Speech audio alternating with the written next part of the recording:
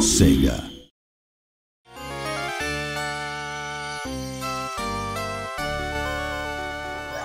When I was thinking about what people remember fondly about the game, at the time I think it was enjoying the thrills and getting the timing right when they played it. I think enjoying the game world and experiencing the fantasy world of Disney were a big part of it too. What they'll see in the 2013 version will be nothing like the old game in some sense, but I'm hoping that players can relive the same emotions when they play it. It's taking something that was very iconic in the 16-bit era and thinking, well, how can we take something that was really special, really worked well, was one of the most iconic games of its time, and actually try and explore that in new ways with the technology. And you have to be very mindful of what made the original so successful and why people loved it, and try and bring that forward without it being just, you know, literally a one-for-one remake. There were a lot of unique games at the time in terms of graphics or the general atmosphere of the game. Even among those, this game made an impression that still lasts. And now it's being remade. The fact that we're bringing back something nostalgic that people remember fondly as a game they enjoyed years ago, to me, is the epitome of Disney.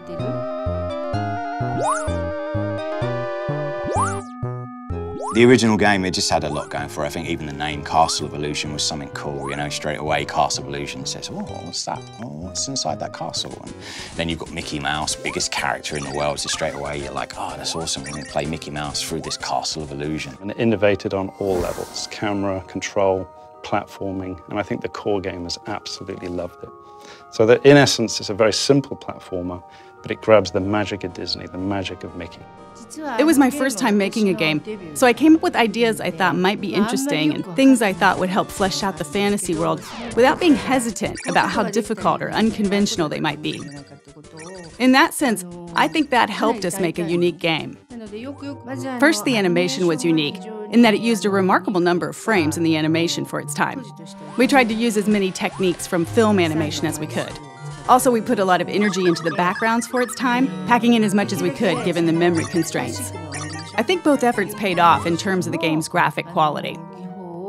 A Disney animation is always moving, from beginning to end. At the time we were making our game, if you didn't do something on the controller, nothing would move at all. So we thought, if we want to bring Disney animations to life, we need things moving on the screen all the time.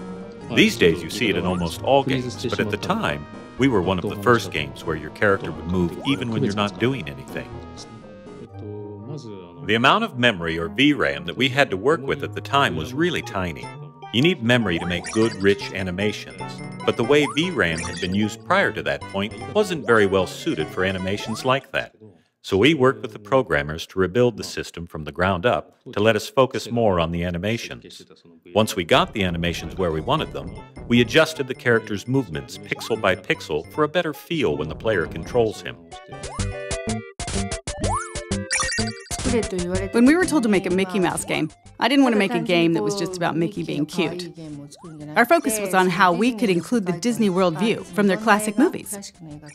So rather than Mickey Mouse alone, we drew inspiration from the various classic movies that Disney's produced.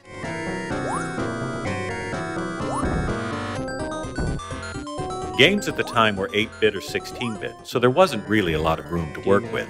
Most people in the industry weren't putting a lot of work into graphics or creating animations that conveyed a lot of character emotion. When we watched Disney movies and Mickey, it seemed like such a waste to take the fluid animations and beautiful backgrounds and turn them into pixelated graphics. So I think we put a lot more work into the graphics than any other title at the time. When we were making the Dragon Boss for the Candy stage, we couldn't figure out what to use for the dragon's body. Someone from Sega's US office sent us some licorice as a suggestion. Most of the team hated it, but I couldn't stop eating it. I was holding one of the hollow ones in my mouth and breathing through it like a straw as I worked, and ended up filling the whole room with the smell. When we were working on this game, I was focused on animations and recreating the world of Disney, and now, modern technology can deliver Disney visuals directly and cinematically rather than via blocky pixel graphics. The new game will be able to recreate the world of Disney movies on a level that we weren't able to reach. The world the game creates, and the game itself as well, will be that much closer to the world you see in the movies. People will be able to enjoy that as they play. The original game had this, and it's there in the remake as well. the essence of Disney, a positive world of dreams, peace, and imagination. It's the epitome of Disney, and I hope everyone enjoys that in the new game, too.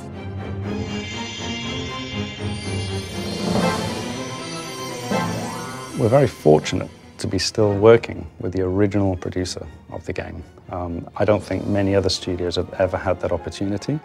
Sega actually approached us about this a number of times, so I've seen prototypes and ideas from other developers as well. But with SSA's prototype, it took me back to when I was working on the original game. It reminded me of things I was feeling at the time, or what was going through my head as I was working on it. That's a wonderful thing, and it made me really want to work with them. The prototype we delivered was actually to be presented to the producer of the original game. There is nothing like that as a goal to motivate a team and then to fly a lot of that team over to Japan and present live.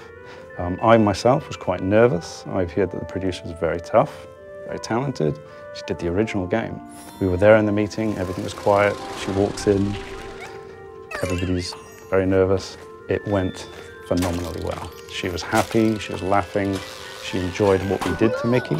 For us to change the mechanics, we have to be very cautious.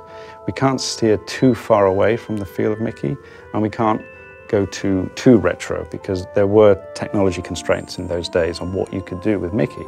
So we've analyzed the feel of Mickey, the jump heights, the inertia, the turn, on the edge of a cliff, and we've been able to just knock it out of the park, all the animations. And now we're challenged by the feel of Mickey. So we feel we can move from the retro to retro plus. We can do more of what I think the gamers in those days would have loved because of our technology.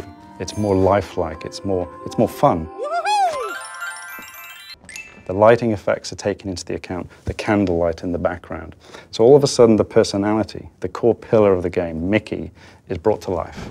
And that's something that we really want to do with Castle of Illusion, is try and modernize Mickey, but put him in the context of what we had before in the original game. And our challenge then is to try and improve the animations, the look and feel of Mickey, the characters around Mickey, the environments that he's in, and even the music score is a massive part of that whole Disney package. Primarily, we're able to do a lot more with the sound effects, the mixing, the environmental effects. I mean, these are all things that we come to expect without realizing it. If a fan of the original picks up and plays the new Castle of Illusion, I think they're going to be really surprised. I think they're going to feel like this is Castle of Illusion, and I think we've played a few little tricks on them along the way. And I think if they're looking out for those things that they remember, they're going to see them and a few extra as well. That's the thing I'm most nervous about. When people who've played the game before get their hands on the new game, what will they think? I can't wait to find out. It's expressed in a completely different way, but the essence is the same. So I hope the enjoyment they experience from it is the same.